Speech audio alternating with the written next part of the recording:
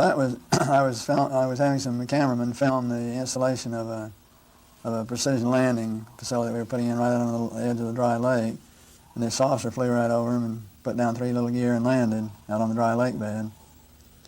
And they went out to picked up their cameras and moved on out toward him filming. And he lifted off, put the gear back in the well, and climbed out at a very high rate of speed and disappeared. And so while I was going through all the regulation books and finding out the number to call in Washington to report it, I had them go over and develop the film. By the time they got back with the developed film, I was on the higher and higher and higher level officer talking to me. Finally with the colonel telling me to, when the film arrived at my desk, to put it in the carrier pouch. There would be a courier there at my office by that time already, and they'd arranged for him to fly in our base airplane back to Washington with these films. And do not run prints, et cetera, et cetera, et cetera. So we stuck them in the courier pouch. Did you watch the film? We didn't have a chance to run it. I had a chance to hold it up to the window and look at it. It was certainly a good film. Good close-up shots? Good close-up shot. In my opinion, I think they were worried that it would panic the public if they knew that someone had vehicles that had this kind of performance, way back right after World War II, period of time. So they started telling lies about it.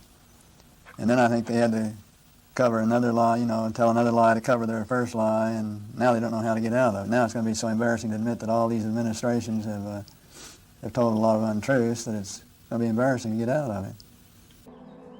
I interviewed Gordon Cooper, Mercury astronaut Gordon Cooper, back in the 90s. Cooper said on camera that there was a landed UFO at circa 1957 at Edwards Air Force Base. His camera crew captured the filming of this object, and he presented this to the higher-ups, and eventually a courier jet came in from Washington. He handed the footage over, which was good. He viewed it. That's the last he saw of it. Exactly. Did you know where that footage went of the flying saucer that landed on the tarmac? Went to Washington, that's all that I know. Did you try to go after stuff like this? We did. We have. It's there. It still hasn't seen the light of day? I'm saying most of it hasn't seen the light of day. I've read about this incident you had in 1951, and you said you saw literally hundreds of unidentifiable flying objects. Yes, they were flying quite high. How high we couldn't tell because we couldn't get anywhere near their altitude. But they were either very large craft way up or smaller craft still well above what we could get to. For a day and a half, all of this happened, but then no one wanted to talk about it. Well, we sent a report forward on it, and the answer that finally came back months later was they were probably high-flying seed pods, which didn't sound very logical. There are always a lot of excuses. There's always the weather balloons. I've heard that one before. Oh, yeah. In 1951, you couldn't even get close to the things that were flying overhead. You or anyone else that was flying. They were faster, higher. 6 years later, Cooper again encountered a UFO. This one definitely was not a weather balloon. While supervising flight testing at Edwards Air Force Base, his military camera crew actually filmed an unidentified saucer-shaped object landing near the site. As they were sitting there filming, a little saucer came from, I say little saucer, it was a saucer, came flying over their heads, put down 3 little landing gear and landed right out on the dry lake bed. And they picked up their cameras and started over toward it, filming as they went. And when they got in fairly close to it, it lifted up, put the gear back in the wheel wells, tipped up, and took off at a great rate of speed. I've worked on the Gemini program for the space program, worked on the Apollo program, the Skylab program, on several aeronautical programs, and I retired from federal service in 1988. The phenomena is just so beautiful, so powerful, so curious, that it demands some scientific involvement.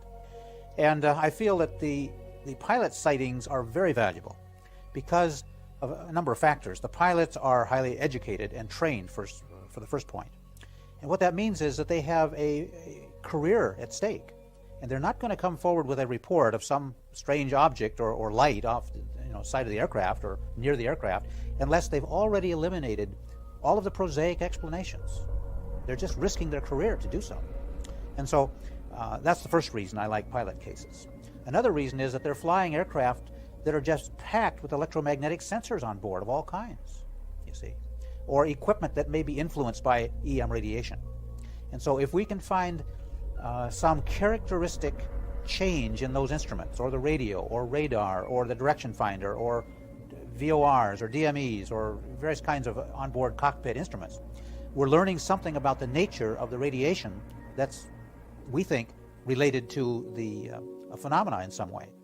And of course, that's what science is about then. Science can get interested in the phenomenon if it has some good firm data to work with. In some cases, jet interceptors, Air Force interceptors have been set up, many cases actually, to help or to identify or investigate the phenomenon. But the pilot might ask for radar coverage. Did you see anything on radar? And Captain Daniels' story includes that very event. Did you see anything on radar? And Boston Air Traffic Control said, no, we don't see anything. But sometimes they do. I have many, many cases in my AirCat files where there is good positive visual radar correspondence. There have been ET visitation, there have been crashed craft, there have been material and bodies recovered, and there is some group of people somewhere that may or may not be associated with government at this point, but certainly were at one time, that have this knowledge and have been attempting to conceal this knowledge or not permit it to be widely disseminated.